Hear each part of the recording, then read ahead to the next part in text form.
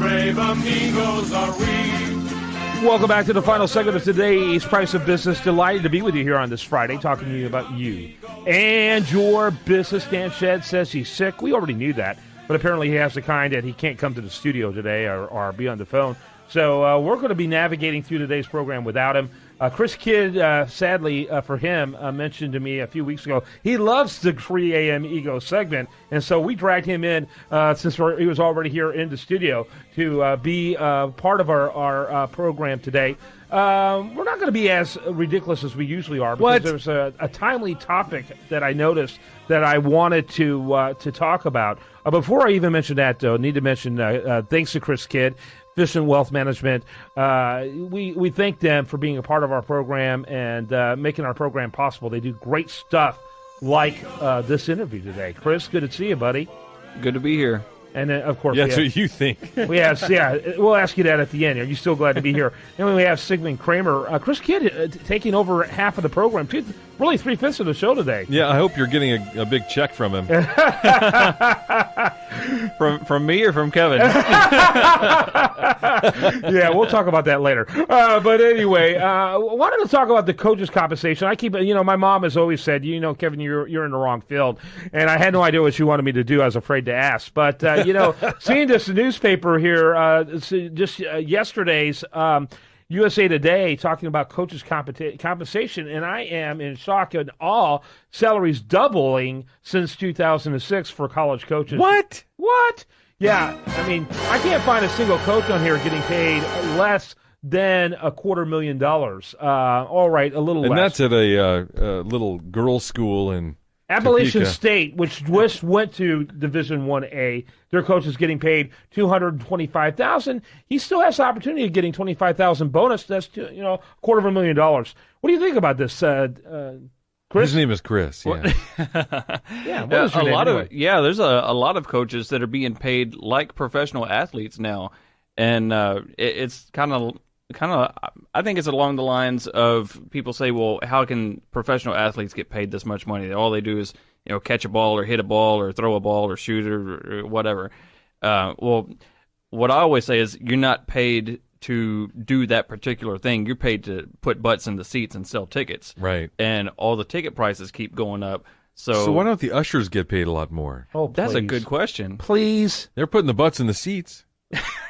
Yeah, literally. We'll save that for the Socialist Workers program, which comes hopefully on another channel. But anyway, welcome to Che Guevara University. But you make a good point, Chris. It's about a product.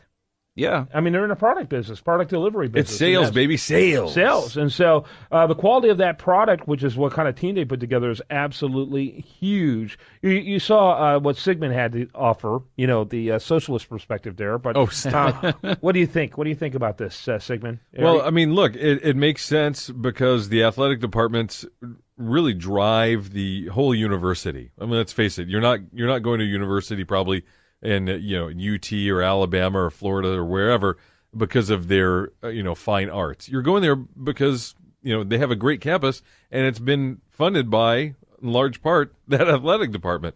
And the TV rights, all these things have made it a big business.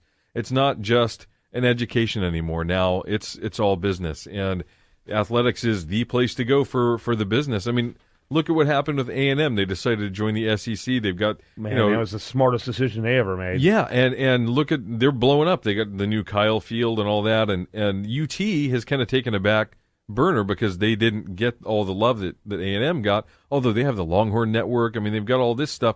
It's all big business. It's actually the UT Network is what it should be called. The whole Big the Big 10 or Big 12 rather should just change its name to the UT Network, because it's just our conference, because it's just a joke. It's all about UT.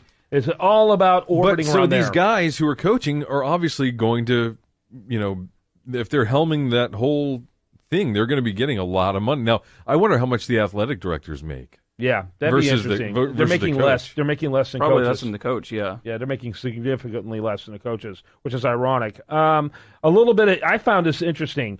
If Saban remains head coach as of the date of the completion of the team's final game, including postseason games, The university has agreed to pay and credit this amount, which is $100,000, toward a $1 million scholarship pledge Saban has made to the university.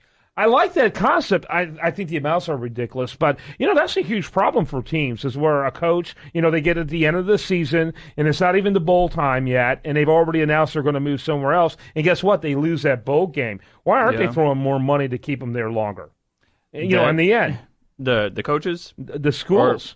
The school's like paying, here's a bonus if you don't leave, make an announcement of leaving until after the bowl game. That's a good question. Maybe they don't have the money to throw at them. I don't know. Well, colleges cost like $45,000 a year. How do they not have the money? I don't get it. And they're making millions of dollars off TV revenue, off the deals that they work out with the networks. It's millions and millions. Millions and millions. These salaries going up like this, I understand why Bobby Knight wants to come back and coach now. I heard he wants to come back and is trying to get a job at Georgia or something. Yeah, you were talking about that before the segment. Clearly, he's too old. He's too old. He can't lift a chair. Yeah, yeah, that's right. It'd be interesting to see. I don't think he's got the. I don't think he has a cultural background that will fit in athletic culture today. When did he leave Texas Tech? It is really tough for a coach like him in today's world. It just a lot of the players today just do not. Homie, don't play that. Yeah, exactly. I wasn't going to say it that way. Here's the thing: they don't respect their elders. Yeah, there you go. Actually, they don't respect anybody. They think they are they are it. They already know everything. Because look, the teams are already trying to get them before they've even finished college. It seems like there's only a handful of coaches that have that kind of respect, and one is Coach K that Ricky Winslow talked with us about the other day with his son playing for him, and then. Nick Saban might be another guy that I can think of. Coach Sumlin, I don't know that. I mean, that Manziel. I didn't quite see that type of respect, but I look at him as one of those guys. That guy's been a phenomenal coach. He's an amazing coach. Well, it's not that there aren't great coaches out there. It's just are they really worth that kind of money? Yeah, that's the question. By the way, Bobby Knight, he has a 70% winning record. That's amazing. Yeah, and he's like 112, so it's got to be a lot of years. His 902 wins, 371 losses. It's incredible. His last gig was Texas Tech, and that ended already 6 years ago. I just can't imagine right before prices started doubling. Yeah, right, exactly. Hey, coincidence? I think not. I think not. All right, thanks so much. Again, chriskidd.com. That's KIDD. I'm Kevin Price. Have a great rest of your day. Spend it right here on this station.